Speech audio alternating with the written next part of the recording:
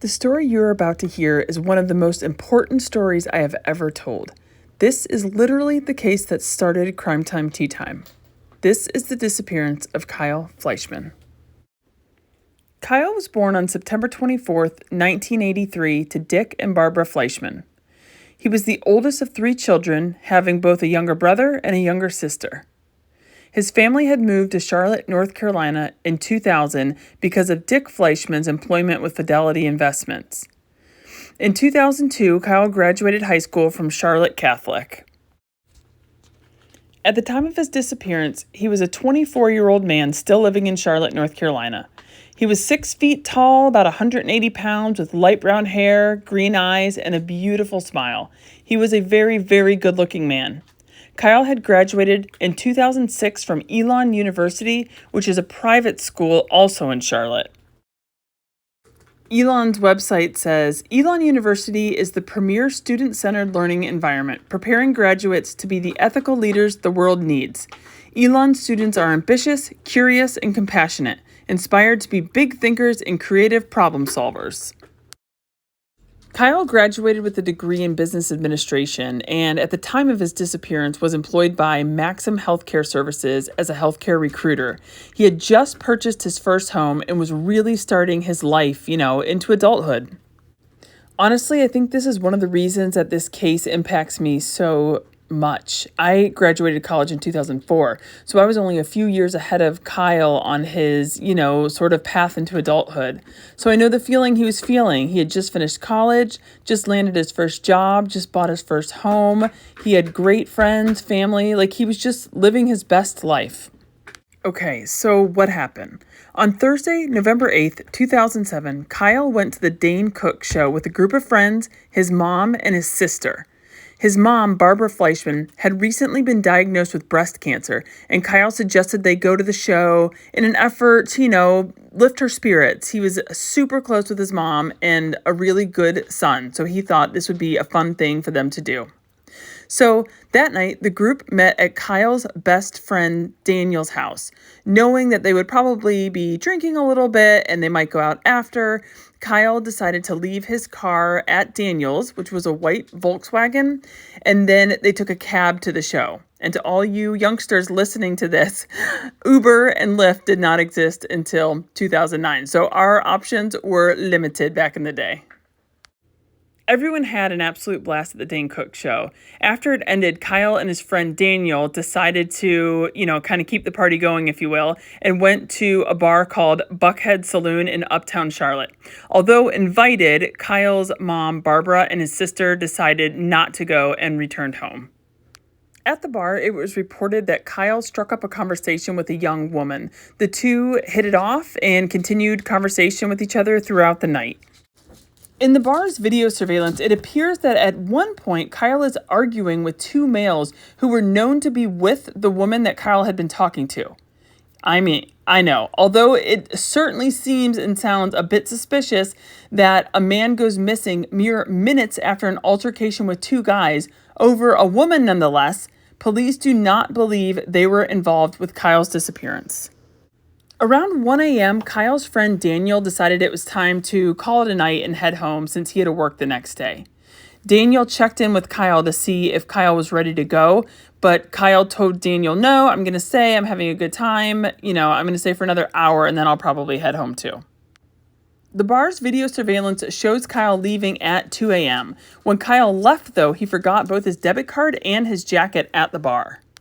Police believe he was just intoxicated and forgot them, but remember, it was November in North Carolina, so it was definitely chilly. I looked up the temp that night, and my research says it was about 42 degrees at 2 a.m. when he left, although I've seen other articles where it says it was as cold as 30 degrees, which, of course, is below freezing. Now, I don't know if this is still like a thing or not since I don't frequent bars the way I did in college, but at least back in the day when I graduated, if you went out drinking, you could leave your debit card with the bartender so that you didn't have to pay each time you ordered a drink. And the bartender felt comfortable, or confident that you were going to bounce on your tab because they would have your debit card in the back of the bar with them, like in their possession. In my opinion, this is the reason that Kyle left his debit card behind, but I will mention this is a big, point of discussion. A lot of people, or some people I should say, think or wonder if he possibly felt like he was being chased and had to leave in a hurry. Although none of the video surveillance indicates he was rushing out of the bar. I honestly think he had just been drinking and forgot it, just like many of us have done in the past. Regardless of why the items were left behind, one thing police are certain of is that Kyle left the bar talking to the girl that he had been chatting up earlier that night. They crossed the street together and then split apart, each going their separate ways. Next thing we know is video surveillance records Kyle walking a half a mile to Fuel Pizza, which is like a late night college hangout pizza joint. Now, the employee working at Fuel Pizza that night was later interviewed by police and states that Kyle entered the restaurant around 2:30 in the morning and ordered 2 pieces of their extreme pizza. Kyle's dad, Dick, has confirmed that this is likely to be true because that was Kyle's favorite type of pizza. Police also looked at past bank records and saw that Kyle was a frequent visitor of the restaurant. So this story checks out. It is definitely believed to be true. Unfortunately, due to the late night rush, the employee does not specifically remember seeing Kyle leave. It's also worth mentioning because I'm sure someone will say, how did he pay for the pizza if he didn't have his debit card? Apparently, he had $6 cash on him, so he had enough cash to pay for the food he ate. After leaving Fuel Pizza is where the story becomes less clear about exactly what happened. It is confirmed that Kyle's phone makes a series of 8 phone calls to multiple people. His sister, his roommate, his friend Daniel, and even his dad's office phone. He also calls his own voicemail. Unfortunately, though, Kyle did not leave any voice messages for any of the calls he made. So this series of calls that Kyle makes is another hot topic of conversation. People desperately want to know why Kyle would call his dad's office. If he was trying to get in touch with his dad, why would you call the office and not his cell phone? You know what I mean? Was he being held against his will at the time? If so, why wouldn't you call 911? So there's just a lot of questions surrounding that. But maybe he just misdialed. You know what I mean? Maybe it was really nothing. Nothing was wrong at the time. And it was just a misdial. He hit dad's office instead of dad's cell. At 3:29 a.m., Kyle calls his roommate, again with no answer and no voicemail. That was the last call ever made from Kyle Fleischmann's phone. Just 1 minute later, at 3:30 a.m., Kyle's phone activity stops, and he is never seen or heard from again. The next morning, it was Kyle's friend Daniel who was the first to sense something was not right. He noticed Kyle's car still in the driveway from the night before.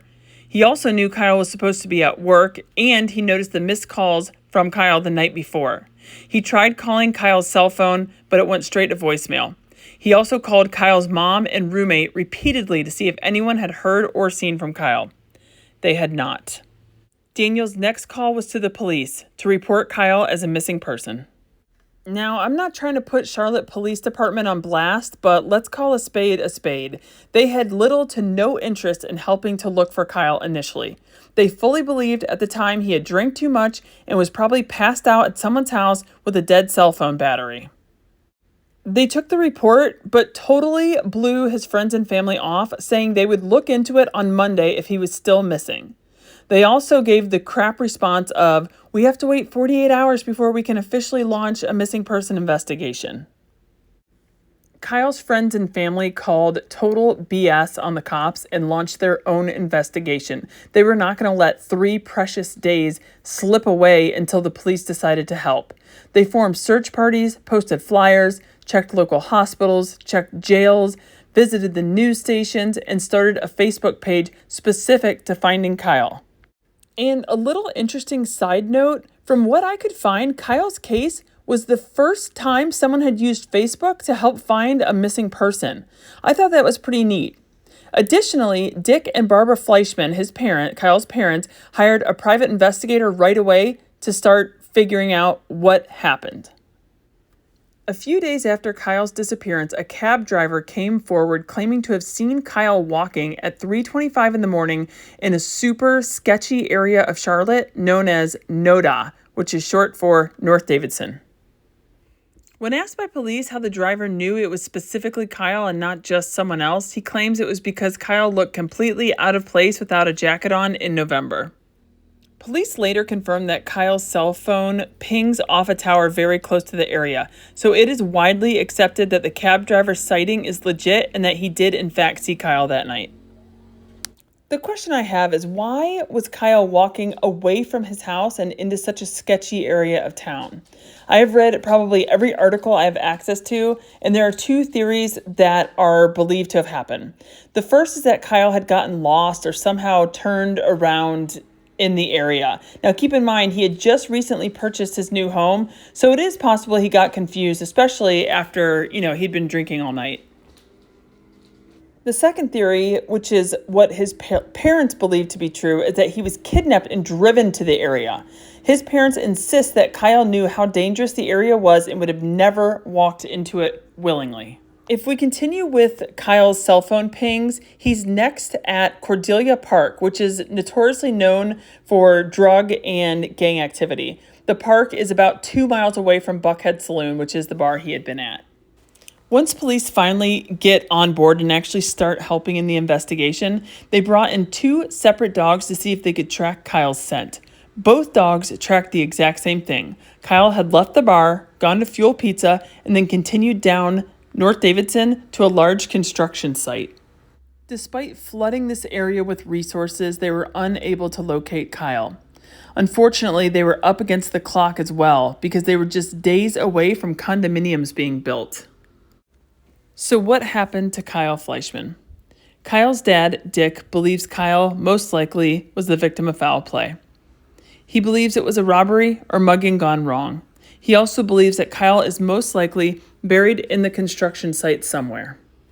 This upcoming November will be 16 years since Kyle vanished, and there have been almost no updates in the case. It is the most heart-wrenching story imaginable, and my heart absolutely breaks for the friends and family of Kyle. I can't imagine my child missing for a single moment, and they have been doing this for almost 16 years. Kyle's case remains open. There's currently a $50,000 reward for any information leading to Kyle's disappearance. There's no doubt that someone out there knows exactly what happened to him. If you have any information related to this case, please call the Charlotte Department's Crime Stoppers tip line at 704-334-1600. Thanks for watching.